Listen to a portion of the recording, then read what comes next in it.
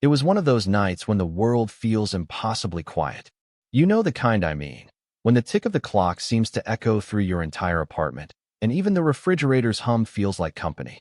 I'd been up late, not really doing anything important, just existing in that strange liminal space between productivity and sleep that we all find ourselves in sometimes. My hair was piled on top of my head in what could generously be called a bun. I was wearing my oldest sweatpants, the ones with the coffee stain on the left knee that I've convinced myself isn't noticeable, and I just decided that maybe, just maybe, it was time to call it a night when my phone lit up. The screen glowed with a name I hadn't expected to see, especially not at this hour. Alex. We had a complicated history, the kind that's difficult to explain to people who haven't lived it themselves. We weren't exactly friends, but we weren't strangers either. We existed in this undefined space where we knew too much about each other to be casual acquaintances, but had too much unresolved tension to be comfortable around one another. The text was simple. You up? And against my better judgment, I replied that I was. 15 minutes later, there was a knock at my door. I remember glancing at the clock. It was 11:52 p.m., technically not quite midnight yet, but close enough that the distinction didn't really matter. When I opened the door, there stood Alex, looking slightly disheveled, but somehow still put together in that effortless way that had always been slightly infuriating. Dark hair slightly tousled, wearing jeans and a thin jacket despite the chill outside, and with an expression that was equal parts apologetic and expectant. Hey, Alex said, with that half-smile that always made my stomach do a little flip, even when I didn't want it to. Sorry to show up like this. And before I could even formulate a response, before I could ask why they were at my door when we hadn't spoken in weeks, Alex asked, Do you have any laundry soap I could borrow?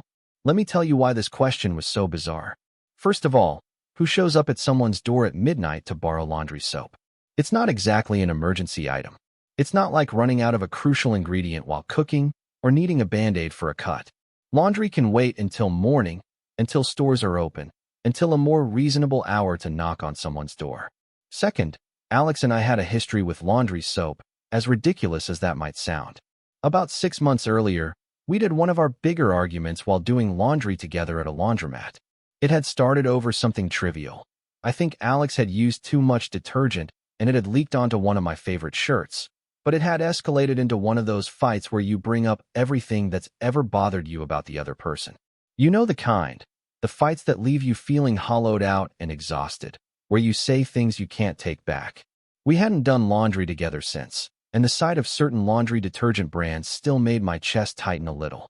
So there was Alex, standing in my doorway, asking for laundry soap at midnight as if it were the most natural request in the world. I remember standing there for a moment, trying to process the absurdity of the situation. Part of me wanted to laugh. Part of me wanted to close the door, and a small, traitorous part of me was just glad to see Alex's face again, even under these strange circumstances. Laundry soap. I repeated, not quite a question, but not quite a statement either. You came here, at midnight, for laundry soap. I stepped aside to let Alex in, because despite everything, leaving someone standing in the hallway felt rude. And if nothing else, I'd been raised with manners. I know it's weird, Alex said, stepping into my apartment and glancing around as if checking whether anything had changed since the last visit. I was doing laundry and ran out halfway through. My clothes are sitting in the washer right now, and I need to finish the cycle. There was a pause, and then I tried the 24-hour store on Maple, but they were closed for inventory. You were the closest person I could think of who might be awake. I found myself nodding, even as I registered the slight sting that I was convenient, not necessarily the person Alex most wanted to see. I led the way to my small laundry closet, pulling out the bottle of detergent I used. It was nearly full. I'd just bought it the week before. Here, I said, holding it out. How much do you need? And this is where the night took its first real turn, because instead of taking the bottle and leaving, Alex sighed and leaned against my wall. Actually, I spilled something on my shirt too. That's why I was doing laundry so late. I have an important meeting tomorrow morning. Alex gestured to the jacket, which I now noticed was zipped all the way up, unusual for someone who typically ran warm. Do you think I could borrow a t-shirt or something? Just until my laundry's done. I'll bring it back tomorrow. Now, let me explain something about my t-shirts. I'm particular about them. I don't have many.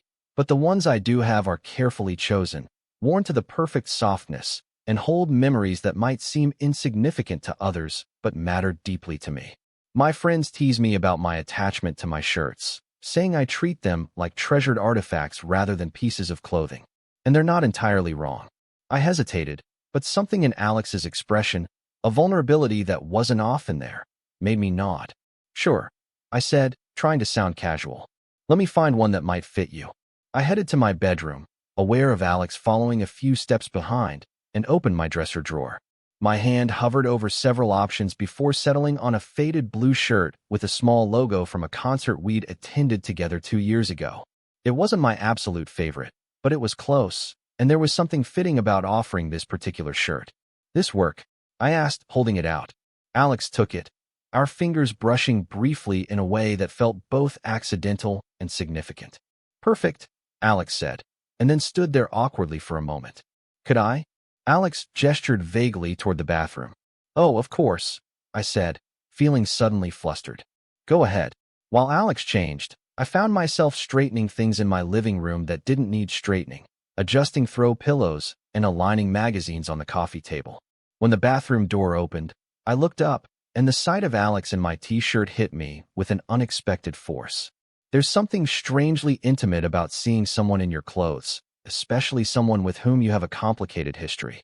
The shirt was slightly too small, clinging in ways that made it difficult not to notice the contours of Alex's body. The concert logo, faded from numerous washes, seemed to take on new significance. "Thanks," Alex said, holding up the jacket to show a large coffee stain down the front. "Spilled an entire latte. It was either do laundry tonight or show up looking completely unprofessional tomorrow."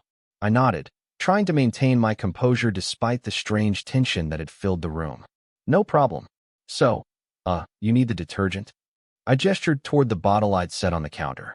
"Right, yes," Alex said, seeming equally off balance. "I should get back and finish my laundry." But neither of us moved immediately. Instead, we stood there, separated by a few feet of my living room carpet, with years of history hanging in the air between us. "How have you been?" Alex finally asked, breaking the silence. "It's been a while." "Good," I said automatically, then reconsidered. "Well, mostly good. Busy with work. You know how it is." I paused. "How about you?" "Same," Alex said, then laughed softly. "Actually, that's not entirely true. It's been complicated. I've been thinking about you, actually. About us. About that fight."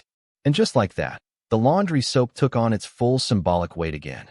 It wasn't just about detergent. It was about all the things we'd left unsaid, all the hurt feelings and missed opportunities. I found myself sinking onto my couch, suddenly tired in a way that had nothing to do with the late hour. "We said some pretty awful things," I acknowledged, looking up at Alex, who still stood in the middle of my living room, looking somewhat lost in my too small t-shirt. "We did," Alex agreed, then tentatively moved to sit on the opposite end of the couch. "I've regretted a lot of what I said. I was frustrated and took it out on you, which wasn't fair." I nodded, feeling a knot of emotion forming in my throat. "Me too. I think I was looking for reasons to push you away because I was scared of how important you were becoming to me." The honesty surprised both of us, I think. We sat there in silence for a moment, absorbing the weight of the admission. Then Alex reached for the laundry detergent. "I should probably go finish my laundry before someone steals my clothes from the washer," Alex said, but didn't stand up immediately. "But maybe we could talk more? Maybe over coffee sometime? Without spilling it on ourselves, preferably." I smiled, feeling something tight in my chest begin to loosen. "I'd like that." Alex finally stood, detergent in hand, and headed toward the door. I followed, feeling like there was more to say, but not quite knowing how to say it. At the door, Alex turned back, looking down at the borrowed shirt. "I'll get this back to you tomorrow," Alex said, touching the hem of the t-shirt lightly. "No rush," I replied, and meant it. There was something about seeing Alex in my shirt that felt right in a way I wasn't ready to examine too closely. Alex nodded, then opened the door to leave. But instead of walking out, there was a pause, and then Alex turned back again. "Actually, this is going to sound strange, but do you have another t-shirt I could borrow?" I blinked, caught completely off guard. "Another one? What?" Alex looked embarrassed, shifting the laundry detergent from one hand to the other. "I have a 2-day conference, and I just realized my backup shirt is at the dry cleaners. I meant to pick it up today, but forgot with everything else going on. I promise I'll return both of them as soon as I'm back. I found myself laughing, the absurdity of the situation finally breaking through the emotional tension of the past few minutes. You came here at midnight for laundry soap, you're leaving in my concert t-shirt, and now you want another one? This is starting to feel like a very specific type of theft. Alex laughed too, the sound warming something inside me. When you put it that way, it does sound suspicious. I promise I'm not starting a collection of your clothes. Just desperately unprepared for this conference. I shook my head, but I was still smiling. Come on, let's find you another shirt. I led the way back to my bedroom, opening the drawer again. This time, I pulled out a plain black t-shirt, one that was slightly newer and might fit better. Will this work? Alex took it gratefully. Perfect. Thank you. I really owe you for this. Yes, you do. I agreed, but there was no heat behind the words. Coffee is a start. Maybe dinner too. Something shifted in Alex's expression then, a softening, a hopefulness that mirrored what I was feeling. I'd like that. A lot. After Alex left, with my laundry soap and 2 of my t-shirts, I stood in my apartment feeling strangely energized despite the late hour. The whole encounter had been surreal. Who asked for laundry soap at midnight? But also somehow perfect in its imperfection. It had broken through the awkwardness and distance that had grown between us since our fight, creating an opportunity for something new. I thought about the sight of Alex in my concert t-shirt, how something as simple as shared clothing could create such a profound sense of connection. There's an intimacy to allowing someone to wear your clothes, to carry a piece of you with them. It's vulnerable in a way that's difficult to articulate. You're literally sharing something that has been close to your skin, that holds your scent, your memories, your identity. And maybe that's why the night felt so significant. In asking for laundry soap, in borrowing my shirts, Alex had created a bridge between us again.